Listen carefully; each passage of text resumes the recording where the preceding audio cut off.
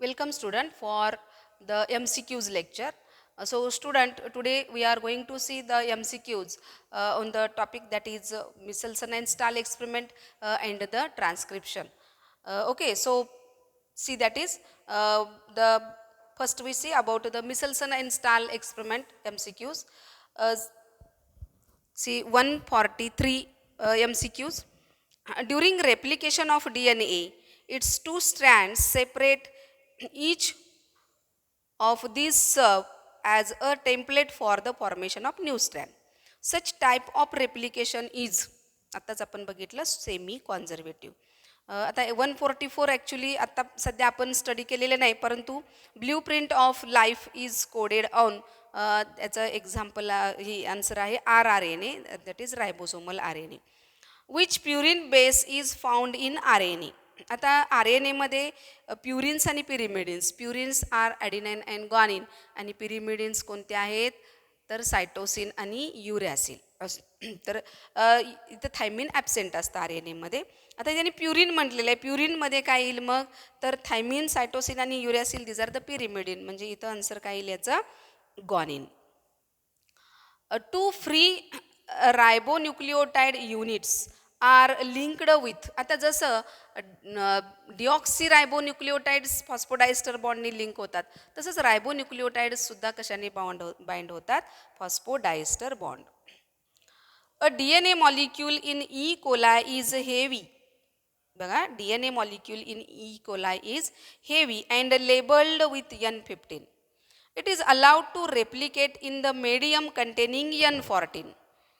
After one generation of replication, the two daughter molecules will be. म्हणजे N15 हे isotope असणारे, N14 नॉर्मलमध्ये आपण काय केलं त्याचे रेप्लिकेशन केलं. B similar in density but differ from that of the parent. Differ in density as well as from that of the parent DNA. Have same density as that of the parent DNA. Differ in density but resemble to parent DNA. आता इथं काय होईल तर एक N15 isotope असणारे N14 नॉर्मलमध्ये जर घेतले आपण तर काय होईल, एक स्ट्रँड कसा येईल N15चा येईल आणि दुसरा स्ट्रँड कसा येईल N14. म्हणजे हे कसे असतील, हायब्रिड असेल. मग हे पॅरेंटल DNA सारखं असेल का, नाही, बरोबर आहे. आणि मग डेन्सिटी त्याची कशी असेल तर डेन्सिटीसुद्धा तशी नॉर्मल नसणार आहे किंवा N15 आयसोटोपसारखी ती हेवी पण नसणार आहे. म्हणजे बँड आपल्याला ना एकदम टॉपरला सापडतील ना एकदम बेसला, तर इंटरमिजिएट बँड सापडतील. कारण इथं जे काही DNA मॉलिक्यूल तयार होईल तो हायब्रिड होईल. 50% N15चं असेल, 50% N14चं असेल, बरोबर आहे. त्यामुळं इथं पहिला पर्याय बरोबर नाही, बी सिमिलर इन डेन्सिटी, बरोबर आहे. दुसरा पर्याय डिफर इन डेन्सिटी, नक्कीच डेन्सिटी डिफर असेल as well as from that of the parent DNA. त्याची डेन्सिटी ही पॅरेंटल DNA पेक्षा नक्कीच काय असेल, डिफरंट असेल. कारण N15 याची जी डेन्सिटी आहे ती सीझियम क्लोराईड बरोबरच असल्यामुळं ते बेसला असेल, बरोबर आहे. मग पॅरेंटल DNA पेक्षा डेन्सिटी काय असेल, डिफर असेल. ह्या सेम डेन्सिटी येणार नाही किंवा differ in density but resemble to parent DNA असा चौथा पर्याय आहे. डिफर इन डेन्सिटी डिफर आहे, परंतु पॅरेंटसारखे ते सारखेच आहेत का, नाही आहेत, कारण हे हायब्रिड तयार होतील, बरोबर आहे ना. त्यामुळं इथं पर्याय कोणता आहे बरोबर, 147चा बी पर्याय बरोबर आहे. Differ in density as well as from the parent DNA. Next बघा, one strand of DNA has labelled thymine. It is allowed to replicate in a radioactive medium. After 3 divisions, how many strands of DNA will have labeled thymine? म्हणजे बघा, one strand of DNA has labelled thymine. एका स्ट्रँडमध्ये thymine label केलेलं आहे, ठीक आहे. It is allowed to replicate in radioactive ते replication केलं आणि 3 डिव्हिजन्स म्हणजे आफ्टर 3 सक्सेसिव्ह डिव्हिजन्स. तर how many strands of the DNA will have labelled thymine. तर नक्कीच आफ्टर 3 सक्सेसिव्ह डिव्हिजन, फर्स्ट सक्सेसिव्हमध्ये 2 स्ट्रँड्स तयार होतील, बरोबर आहे. टूमध्ये किती होतील 4 होतील, बरोबर आहे. आणि 3मध्ये किती होतील 6 होतील, बरोबर आहे. आणि मग त्याच्यामध्ये जे काही लेबल्ड DNA आहेत, कारण इथं हेवी म्हणलेलं आहे, बरोबर आहे. आणि हेवी DNA जो मॉलिक्यूल आहे, तर फर्स्ट जनरेशनमध्ये आपल्याला 2 हायब्रिड मिळतील, बरोबर आहे. सॉरी, फर्स्ट जनरेशनमध्ये आपल्याला जो DNA मॉलिक्यूल मिळेल तो हायब्रिड मिळेल. पण सेकंड जनरेशनमध्ये 2 नॉर्मल आणि 2 हायब्रिड मिळतील. आणि थर्ड जनरेशनमध्ये आपल्याला काय मिळतील, तर पुन्हा 2 नॉर्मल 3 नॉर्मल मिळतील, बरोबर आहे. आणि मग इथं 3 नॉर्मल म्हणजे नक्कीच इथं काय असेल, त्याचा लेबल्ड 15 असेल. E. coli was allowed to grow in medium containing N15. Then it was allowed to grow on N14 medium for 3 generations. How many number of DNA molecule will be with the N15 in both the strands? आता इथं actually पाहायला गेलं तर generally बघितलं आपण तर जेव्हा आपण 3 सक्सेसिव्ह जनरेशन्स घेऊ तेव्हा आपल्या हे लक्षात येईल की फर्स्ट जनरेशनमध्ये हायब्रिड दिसेल, बरोबर आहे. सेकंड जनरेशनमध्ये आपल्याला 2 नॉर्मल आणि 2 हायब्रिड दिसतील. आणि 3 जर जनरेशन थर्ड जनरेशन घेतलं तर जनरली इथं आपल्याला बोथ स्ट्रँडवरती N15 दिसणार नाही, लक्षात येते ना. कारण जो N15 पॅरेंटल DNA जो आहे तो हाफ कॉन्झर्व केला जातो. त्यामुळे हायब्रिड आपल्याला 2 स्ट्रँड्स 2 DNA किंवा 3 DNA मॉलिक्यूलमध्ये आपल्याला हायब्रिड दिसेल, ठीक आहे, 3 सक्सेसिव्ह जनरेशन्समध्ये. परंतु इथं मात्र दोन्हीही स्ट्रँडवरती N15 येणार नाही. त्यामुळं N15 स्ट्रँड हे बोथ DNA म्हणजे DNAच्या दोन्ही स्ट्रँडवरती N15 आयसोटोप असं कधीच येणार नाही. कारण आपण म्हणतो की 50% कॉन्झर्व केला जातो आणि 50% काय असेल, न्यू असेल. त्यामुळे इथं आन्सर काय येईल, तर 0 आन्सर येईल. कारण एकाही DNA मॉलिक्यूलमध्ये आपल्याला N15 मिळणार नाही, लक्षात घ्या. तर बोथ स्ट्रँड्स म्हणजे इथं पहिला स्ट्रँड हा N15चा असेल, हा पॅरेंटल N15 असेल, बरोबर आहे. परंतु जेव्हा हायब्रिड तयार होईल तेव्हा हायब्रिडमध्ये हा एक N15 असेल आणि दुसरा मात्र कसा असेल, तर N14 असेल, ठीक आहे. असा एक N14 असेल तर N15 असेल. म्हणजे इथं हायब्रिड तयार होईल, बरोबर आहे. परंतु दोन्हीही स्ट्रँड हे N15 तयार होणार नाहीत. म्हणून इथं आन्सर याचं काय आहे, 0.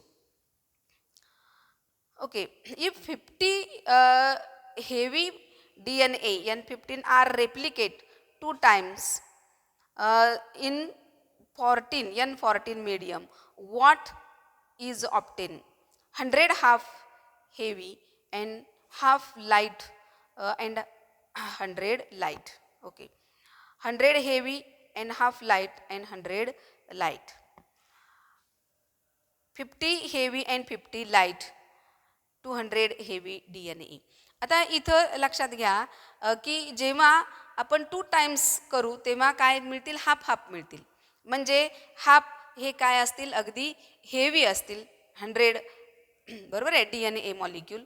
आणि हाफ लाईट असतील आणि 100 हे कसे असतील, लाईट असतील. म्हणजे इथं पर्याय ए बरोबर आहे. If E. coli was allowed to grow for 80 minutes in N15 medium, then what would be the percentage of hybrid density of the DNA? आता हे इतकं डिटेल आपल्या सिलेबसमध्ये तुम्हाला दिलेलं नाही, परंतु पर्सेंटेजमध्ये तर हे आपल्याला शक्यतो आपल्या सिलेबसमध्ये इतकं डिटेल नाही आहे दिलेलं. तुम्हाला CETसाठी पण इतका डिटेल प्रश्न विचारला जाणार नाही. पण याचं आन्सर आहे 12.5. Okay, then next see that is about some MCQs of the transcription, that is the protein synthesis. Protein synthesis मध्ये बघा पहिला MCQs आहे, who proposed the central dogma? कोण? फ्रान्सिस क्रिक, त्यालाच आपण FHC क्रिक असं म्हणतो.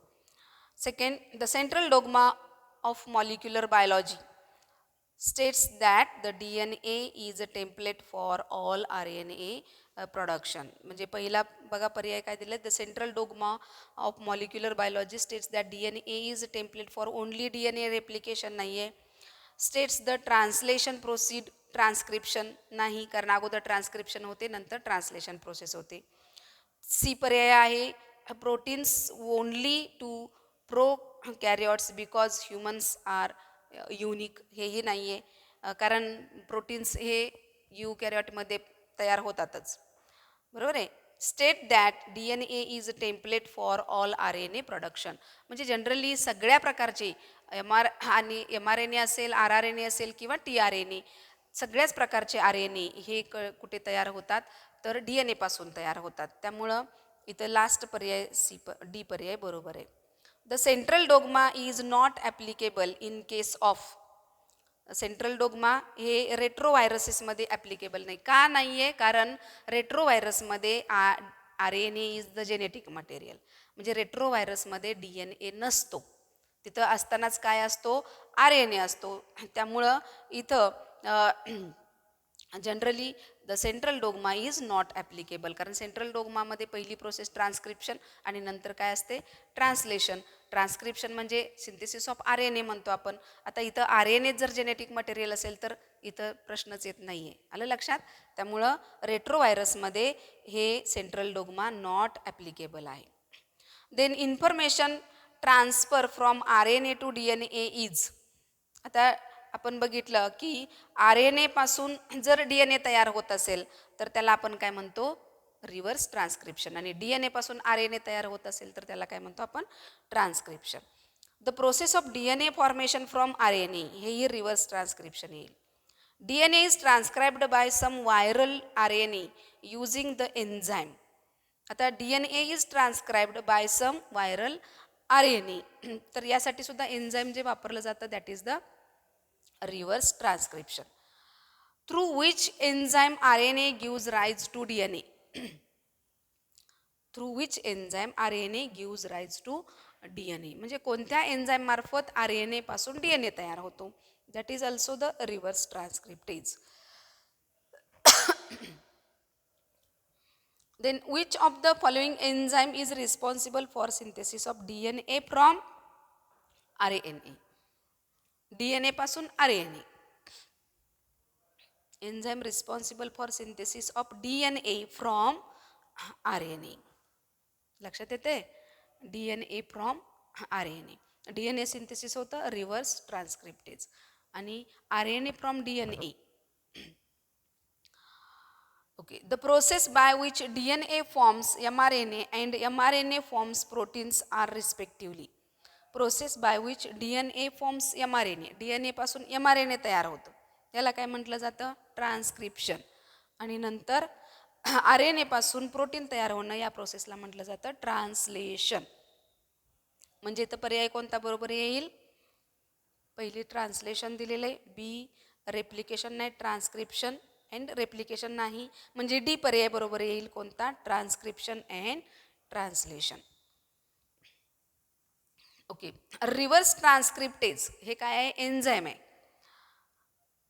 डिसइंटिग्रेट्स host DNA, polymerise host DNA, translate host DNA, transcribe viral RNA to cDNA. आता नक्कीच डी पर्याय बरोबर आहे, कारण RNA पासून तो काय तयार करतो, cDNA, त्यालाच आपण काय म्हणतो, complementary DNA. Okay. The name Temin and Baltimore are associated with reverse transcription. म्हणजे ट्रान्स्क्रिप्शन प्रोसेस ही कोणी सांगितली, तर सायंटिस्ट फ्रान्सिस क्रिक, बरोबर आहे, आणि किंवा सेंट्रल डोग्मा हे सांगितलं. आणि रिव्हर्स ट्रान्स्क्रिप्शन ही प्रोसेस कोणी सांगितलेली आहे, Temin and Baltimore.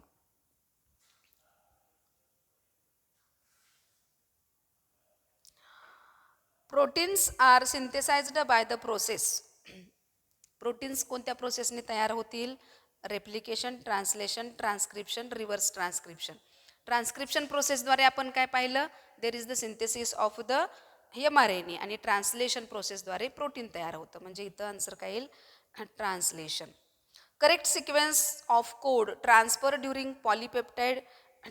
transfer is DNA, mRNA, tRNA and amino acid, DNA, tRNA, rRNA and mRNA, mRNA, tRNA. आता याच्यामध्ये एक लक्षात घ्या की DNA पासून mRNA तयार होतो, बरोबर आहे. आणि त्यानंतर tRNA काय करतात, अमायनो ॲसिड घेऊन येतात. आता हे अजून आपण प्रोटीन सिंथेसिस प्रोसेस ॲक्च्युली जे बघणार आहोत त्याच्यामध्ये तुम्हाला हा कन्सेप्ट क्लिअर होईल की DNA पासून हा mRNA तयार होतो. mRNA पुन्हा सेल सायटोप्लाझममध्ये जाईल आणि सेल सायटोप्लाझममध्ये tRNAच्या मदतीनं प्रोटीन्स तयार होतात. म्हणजे म्हणून इथं सिक्वेन्स पहिला बरोबर आहे. लक्षात, DNA टू mRNA, mRNA नंतर tRNA येतील, अमायनो ॲसिड्स एकत्र आणतील आणि मग प्रोटीन तयार होईल. Which one carries genetic message to ribosomes, mRNA. कारण हा मेसेंजर RNA म्हणतो आपण की तो काय करतो, हे जेनेटिक मेसेज या mRNA मार्फत कुठे कॅरी केला जातो, for the synthesis of the proteins. त्यामुळे mRNA बरोबर आहे. Flow of information during translation is mRNA to protein. mRNA पासून प्रोटीन तयार होतं, त्या प्रोसेसला आपण काय म्हणतो, translation. Central dogma of protein synthesis consist of, आत्ता सांगितलं मी, DNA ट्रान्स्क्रिप्शनद्वारे mRNA तयार होईल आणि mRNA ट्रान्सलेशनद्वारे प्रोटीन्स तयार होतील. म्हणजे इथं पर्याय कोणता बरोबर आहे, बी पर्याय बरोबर आहे. Transcription involves the transfer of information from, नक्कीच काय येईल, DNA to RNA. RNA polymerase, RNA polymerase बघा, is a protein responsible for the production of ribonucleotide, is the enzyme that creates hydrogen bonds between nucleotides on the DNA template strand and their complementary RNA nucleotides, is the enzyme that transcribe exons but does not transcribe introns, हे पूर्ण चुकीचे आहे. Begins transcription at promoter sequence and moves along the template strand of DNA, elongating the RNA molecule in a 5' to 3' direction. 5' to 3' direction RNA polymerase enzyme हा run होईल, बरोबर आहे, आणि तो काय तयार करेल, mRNA सिंथेसिस करेल. म्हणजे begins transcription at promoter sequence, बरोबर आहे, ट्रान्स्क्रिप्शन स्टार्ट करेल. म्हणजे डी पर्याय यातला हा बरोबर आहे की काय करतं, तर 5' एंड टू 3' एंड काय करतं, ते पॉलिमरायझेशन करतं. Unidirectional flow of information is called central dogma given by FHC Crick. The process by which DNA passes genetic information to mRNA is called transcription. Transcription requires tRNA, produce only mRNA, requires ribosomes, produces RNA growing from the 5' end to the 3' end. म्हणजे इथं काय येईल पर्याय, last D पर्याय अगदी accurate आहे. The enzyme required for transcription is, transcription प्रोसेससाठी enzyme कोणतं लागतं, RNA पॉलिमरेज लागतं. परंतु ते कसं असेल, DNA based, DNA dependent, DNA based RNA polymerase enzyme, आलं लक्षात. आणि जेव्हा RNA पासून mRNA पासून जेव्हा DNA तयार होतो तेव्हा RNA dependent DNA polymerase enzyme activate होतं, आलं लक्षात. तर ते लक्षात ठेवा. म्हणजे इथं DNA based RNA polymerase. Where the transcription unit start, तर ट्रान्स्क्रिप्शन युनिट हे कोणत्या रिजनमध्ये स्टार्ट होतं, तर टाटा बॉक्समध्ये. ॲक्च्युली इथं टाटा बॉक्समध्ये RNA पॉलिमरेज एन्झाईम येईल, बरोबर आहे. परंतु ट्रान्स्क्रिप्शन प्रोसेस स्टार्ट कुठून होते, तर प्रमोटर जीन सिक्वेन्सपासून. ओके, म्हणजे transcription process it starts from the promoter region. Then RNA polymerase bind to a site on DNA during transcription is called, RNA polymerase कुठे बाइंड होतो, या साईटला, that is the promoter gene sequence. A promoter site on DNA transcribes repressor, regulator termination, then initiates transcription code for RNA polymerase. Initiate transcription, म्हणजे या promoter gene सिक्वेन्समध्ये transcription काय होतं, इथं start होतं. Then next, that is RNA polymerase contains multiple polypeptide unit for initiating RNA synthesis. It requires, आता generally आपण जर बघितलं तर RNA polymerase contains multiple polypeptide units in initiating RNA synthesis. आता हे जे आहे हे मल्टिपल पॉलिपेप्टाईड हे कशामध्ये असतात तर प्रोकॅरियोट्समध्ये, त्याला आपण ओपेरॉन म्हणतो. आता ती आपण डिटेल पुढे बघणार आहोत. तर प्रोकॅरियोटिक सेलमध्ये जनरली बघितलं तर तिथे मेनी न्यूक्लिओटाईड चेन तयार होतात, कारण मेनी RNA तयार होतात. आणि मग इथं जनरली प्रोकॅरियोट्समध्ये जर बघितलं आपण तर तिथं RNA पॉलिमरेज एन्झाईम हे काय टाटा बॉक्स जो सिक्वेन्स असतो इथला, तर हा टाटा बॉक्स सिक्वेन्स हा आयडेंटिफाय करू शकत नाही. आणि तो आयडेंटिफाय करण्यासाठी इथं हेल्प कोण करतं तर सिग्मा फॅक्टर. तर इथं त्यामुळं आन्सर इथं काय दिलेलं आहे sigma sub units. Okay, so student, today we stop here. So today we have seen some MCQs of the Michelson and Stahl experiment and the transcription process. Okay student, so today we stop here.